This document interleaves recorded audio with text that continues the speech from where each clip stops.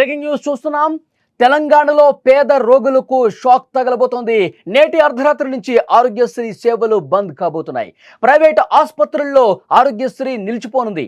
బకాయిలను ప్రభుత్వం చెల్లించకపోవడంతో సేవలు నిలిపివేస్తున్నట్లు తనహా ప్రకటించింది. 1400 కోట్ల రూపాయల బకాయిలు ఉన్నట్టు తనహా పేర్కొంది. బంద్ పిలుపుతో 100 కోట్ల రూపాయలు విడుదలకు సంబంధించినటువంటి ప్రక్రియ జరిగింది. అయితే బంద్ కొనసాగింపుపై ప్రస్తుతం భిన్నాభిప్రాయాలు వ్యక్తమవుతున్నాయి. పేద ప్రజల ఆరోగ్యానికి అండగా నిలిచే ఆరోగ్యశ్రీ సేవలు త్వరలో నిలిచిపోనున్నాయి.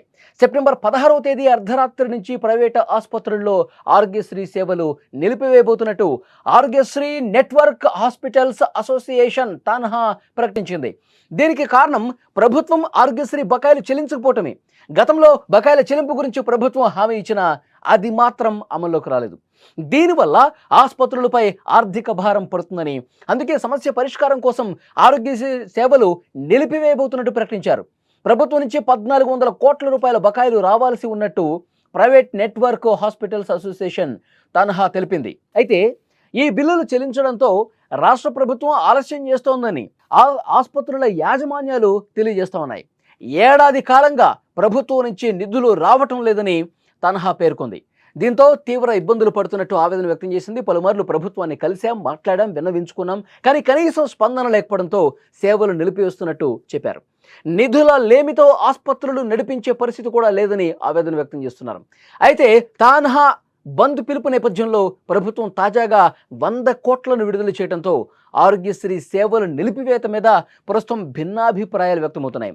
ప్రభుత్వానికి వ్యతిరేకంగా ఎందుకు వెళ్ళటం అని కొంతమంది యాజమాన్యాలు మాట్లాడుతుంటే, మరికొంతమంది మాత్రం 100 కోట్ల రూపాయలు సరిపోవు అని డిమాండ్ చేస్తూ బంద్ వైపే మళ్ళుతా ఉన్నారు.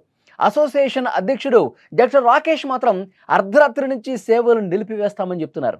ఆరోగ్యశ్రీ బకాయిలు చెల్లించని ప్రభుత్వ వైఖరికి నిరసనగా సెప్టెంబర్ 1 నుంచే సేవలు నిలిపివేస్తున్నట్టు గత నెల 25న నెట్వర్క్ హాస్పిటల్స్ అసోసియేషన్ ప్రకటించింది.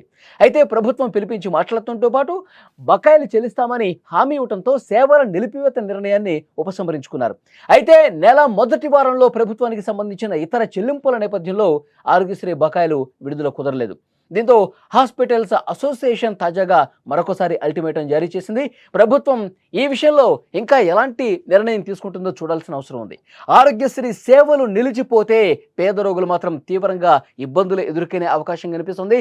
ఆరోగ్యశ్రీ సేవలు పూర్తిగా నిలిపివేయాలని చెప్పి ఒక డెసిషన్ ఆల్రెడీ తీసేసుకున్నారు. చాలామంది ప్రైవేటు ఆసుపత్రులు ఈ బంద్ వైపు అడుగులు వేస్తున్నటువంటి పరిస్థితి ఉంది.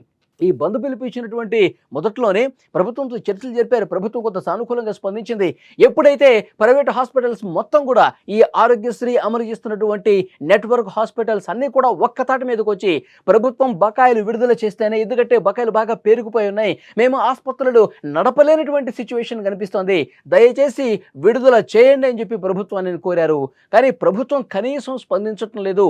ఇప్పుడు హడావుడిగా మేము బంద్ ప్రకటించిన తర్వాత కేవలం 100 కోట్ల రూపాయలు మాత్రం విడుదల చేశారు. ఉన్న బకాయిలు మాత్రం 1400 కోట్ల రూపాయల బకాయిలు ఉన్నాయి. కానీ కేవలం 100 కోట్ల రూపాయలు ప్రకటించి 100 కోట్ల రూపాయలు విడుదల చేసి దాన్ని పూర్తిగా ఇంకా ఈ 1400ని 100 కోట్ల రూపాయలు ఇస్తే మిగతా 1300 కోట్ల రూపాయలు ఎప్పుడు విడుదల చేస్తారు? ఇప్పుడు కనుక మేము బంద్ చేయకపోతే, ఇప్పుడు కనుక మేము ప్రభుత్వం మీద నిరసన వ్యక్తం చేయకపోతే ఇంకొక సంవత్సరం వరకు కూడా ఈ బకాయిలు ఇదే విధంగా ఉంటాయి. మొన్ననే కదా 100 కోట్ల రూపాయలు విడుదల చేశామని చెప్తారు. కాబట్టి పూర్తి స్థాయిలో బకాయిలు విడుదల చేయాల్సిందే అంటూ కొంతమంది మాట్లాడుతున్నారు. సరే, కొన్ని ప్రైవేటు యాజమాన్యాలు అయితే ప్రభుత్వంతో ఇప్పటికిప్పుడు గొడవకి దిగి ఇప్పటికిప్పుడు ఈ బంధులు నిరసనలు ప్రభుత్వానికి వ్యతిరేకంగా వెళ్తే ఆఖరికి నష్టమే జరుగుతుంది. కొద్ది రోజులు వెయిట్ చేద్దామన్న ఆలోచన కొంతమంది ఆసుపత్రి యాజమాన్యాలు చేసినప్పటికీ కూడా మరికొంతమంది మాత్రం ఇది పూర్తిగా ప్రభుత్వం నిర్లక్ష్యం కింద చూస్తూ ఉన్నారు. ప్రభుత్వం కనీసం స్పందించడం లేదని చూస్తూ ఉన్నారు. ఎప్పటి నుంచో బకాయిలు ఉన్నాయి. కేవలం 100 కోట్ల రూపాయలు ఏం సరిపోతాయి? ఆసుపత్రులు ఏ విధంగా నడిపించాలి?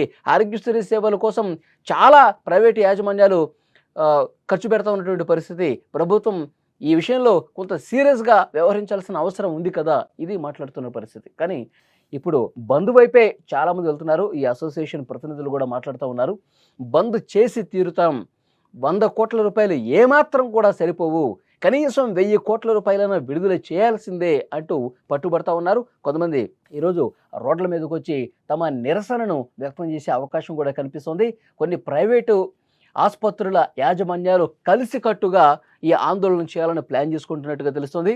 ఈ అసోసియేషన్ అధ్యక్షుడు డాక్టర్ రాకేష్ కూడా మాట్లాడారు.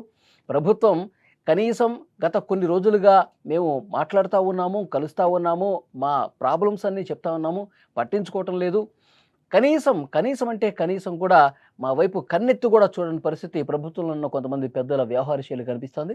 సో దీనికి నిరసనగానే ఒక గట్టి ఆందోళన చేయాలని చెప్పి పిలుపునిస్తా ఉన్నామని ఆయన మాట్లాడుతున్న పరిస్థితి. సో ఏదేమైనప్పటికీ ప్రైవేట్ ఆసుపత్రులు యాజమాన్యాలు ఈరోజు ఎంతమంది పూర్తి స్థాయిలో ఆరోగ్యశ్రీ సేవలు నిలిపేస్తారన్నది మరికొద్ది గంటల్లో తేలుతుంది. అయితే పేద రోగులను మాత్రం చాలా ఇబ్బంది గురి చేసే అవకాశం ఉంది. ఎందుకంటే పేద మధ్యతరగతి ప్రజలు ప్రైవేటు ఆసుపత్రుల్లో ఆరోగ్యశ్రీ నమ్ముకొని ఉన్నారు. ఎందుకంటే వాళ్ళందరూ కూడా ఏదైనా ఒక పెద్ద వ్యాధి వచ్చినా, రోగం వచ్చినా వాళ్ళు ఆసుపత్రులకు వెళ్ళి లక్షల రూపాయలు కట్టలేరు. సో ప్రైవేట్ ఆసుపత్రుల్లో వాళ్ళు ఆరోగ్యశ్రీ కార్డు ఉంటే కనుక డెఫినెట్గా వాళ్ళకు ఉపయోగకరంగా ఉంటుంది. చాలామంది ప్రైవేట్ ఆసుపత్రుల్లో ఆరోగ్యశ్రీ కార్డును ఉపయోగించుకుని పేద మధ్యతరగతి ప్రజలు చికిత్స తీసుకుంటున్నారు. ఒక మంచి కార్యక్రమం, ఒక మంచి ప్రభుత్వం అందించే వైద్య సేవ ఇది గనక నిలిచిపోతే చాలామంది ఇప్పుడు వీళ్ళు ఆందోళన చేయటమే కాదు, పేదలు మధ్యతరగతి ప్రజలు కూడా రోడ్ల మీదకి వచ్చి ఆందోళన చేసే పరిస్థితి ఉంటుంది. ప్రైవేట్ యాజమాన్యాలు ఈ కార్డుని తిరస్కరిస్తే వాళ్ళు రోడ్డును పడే అవకాశం ఉంటుంది. ఆస్తులు అమ్ముకొని ఆసుపత్రుల్లో చూపించుకోలేనటువంటి పరిస్థితి ఉంటుంది. సో డెఫినెట్గా ప్రభుత్వం దీని మీద సీరియస్గా ఆలోచించాల్సిన అవసరం ఉంది. ఎవరైతే కొంతమంది ప్రైవేట్ యాజమాన్యాలు ఈ బంద్ చేసే ఉద్దేశంతో ఉన్నారో వాళ్ళని మళ్ళొక్కసారి పిలిపించి మాట్లాడి ఈ బంద్ను విరమించే విధంగా, ఈ నిరసనను పూర్తిగా విరమించుకునే విధంగా మీరు బకాయిలు ఇంకా ఎక్కువ మోతాదులో విడుదల చేస్తారా, లేదంటే వాళ్ళకు మళ్ళీ ఒక బలమైనటువంటి హామీ ఇచ్చి ఈ ఆందోళన విరమిస్తారన్నది ప్రభుత్వం తప్పకుండా దీని మీద దృష్టి పెట్టాల్సినటువంటి అవసరం అయితే కనిపిస్తోంది.